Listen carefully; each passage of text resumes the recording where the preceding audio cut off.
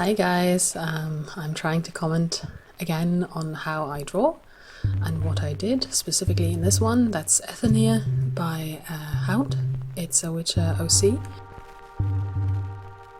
And you can see me here trying to kind of match the face references she's given me. It's two different ones, so it's a mix and match. And then this type of armor that I'm trying to replicate, however changing the color shade, the color scheme, which you'll see later.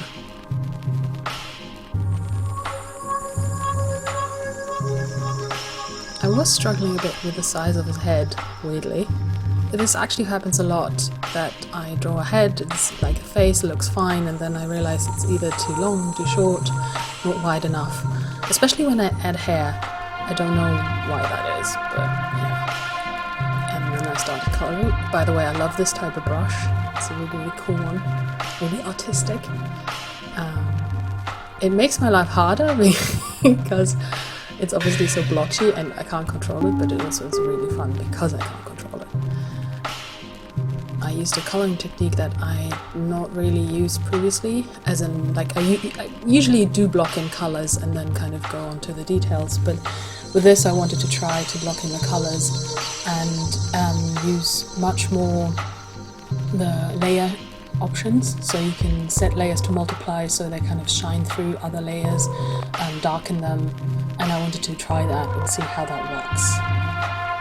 So this is me putting in all the different colors. I tried to put as many colors as I could on one layer without them interfering with each other.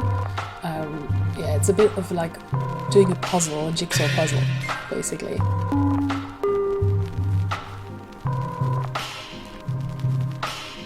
I think this also took the longest. This and actually no, the chainmail. I thought the chainmail took a long while, but it actually didn't. That was quite fast. You'll actually see that as well. But yeah, the blocking in of the color took a long time comparatively.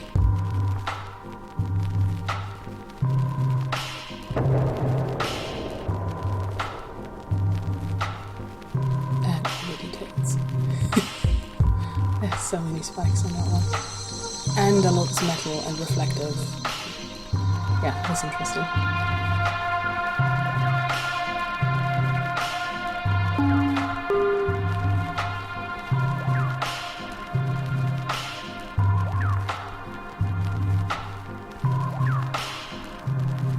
Then I changed skin color because it was too light. Also, like, everything was supposed to be darker. I talked to Hound about this, and we kind of did it together and changed the color scheme overall. And this is me putting in a multiply layer that shines through darker. So I think I used like a bluish tone because it matches the sky. But when you put it on multiply, it actually shines through darker, but still kind of keeps some of the color value, or color hue I should say, and puts it in the shadow, which gives some really, really nice effects.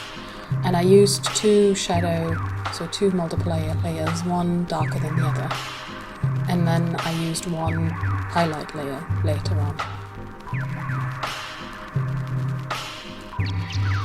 That's the second darker one. Kind of define the shadows a little bit more.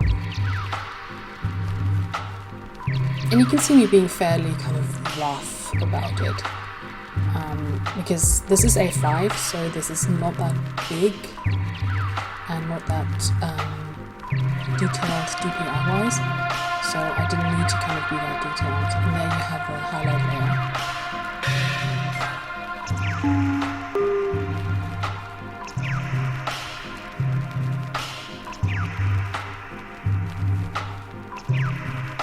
And then obviously also going in the background piece.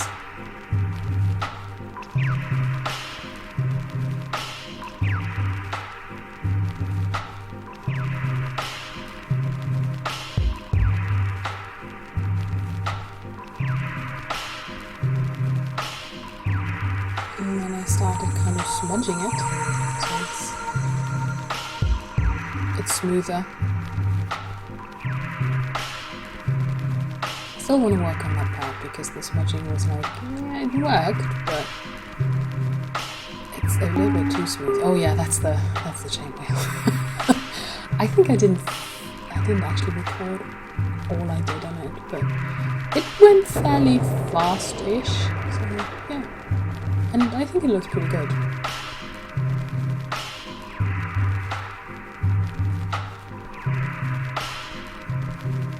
And this is me obsessing over a face, which I tend to do. Yeah, I love drawing faces, so yeah, faces are important to me.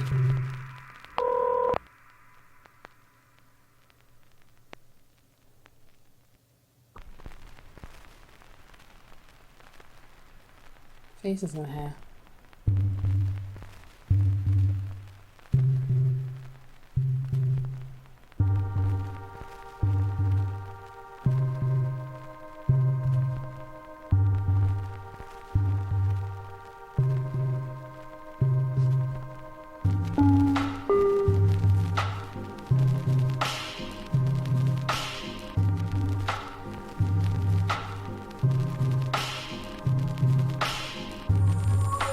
And the detailing. That was... Again, it went okay-ish, like, and it wasn't too long, but there are a lot of details on that armor. Also metal being reflective. Oof. I find that difficult. Like, it's fun to do, but it's difficult. For me, at least.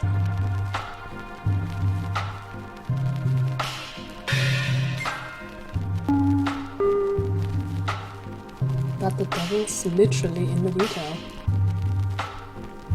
Not details, it just doesn't look as good. At this point I actually thought like the green gambeson he's wearing underneath the chainmail would like just be green, and then I realized nope, I want to play like quilted? I don't know if that's the correct word, but like having these kind of diamond shapes. And that actually turned out to be a lot of fun to just draw them in like freehand, like I could just eyeball it. And I think it gave a lot of like texture to the whole thing, interestingly, although it's just the gambeson. I really like doing that.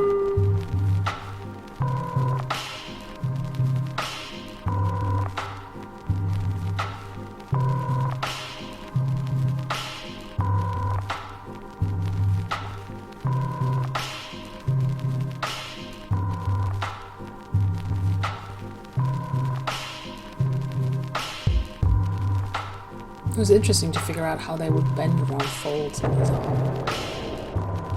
And stuff like that I really like doing. I don't know why, but it's like this type of figuring out I really like to do. And now we have reflection on the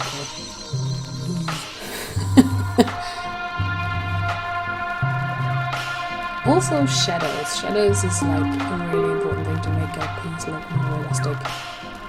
They have a directionality, and if that's not correct for everything else, then it just kind of looks off. So I try to really pay attention to that. It doesn't always work, obviously, but like generally it really helps a lot. And also reflection of light, like ambient reflection. So you can see it actually on his boots. On the darker side of the boot there's actual reflection from the grass and from the stone he's sitting on. You will be able to see it more when I actually paint the metal caps of his boots. Now, there is some like light colours reflected in it, and it kind of ties it together with the background that he's sitting in. And I think that usually really helps to pull a piece into the background and to not kind of make it fall apart, which can happen quite easily for me at least. There you go. And here.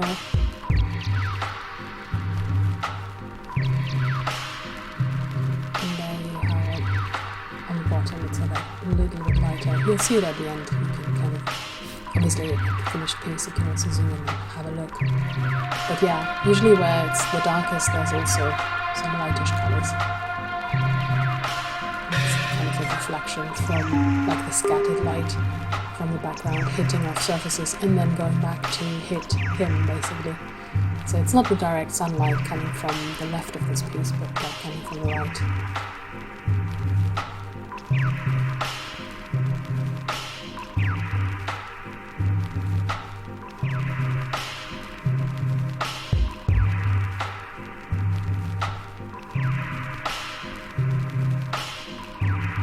And then I realized, because he's much darker than he initially was, that the shadows I put in to the background are actually not dark enough.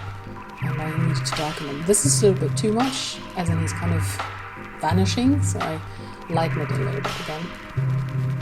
And then obviously also work a little bit on the background, so it doesn't look too unfinished. Also, I want to have like cracked, crumbling stone.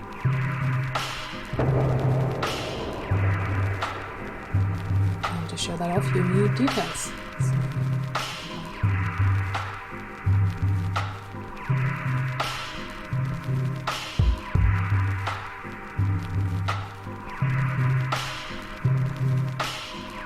Some finishing touches, and that's it. Hope you enjoy this one.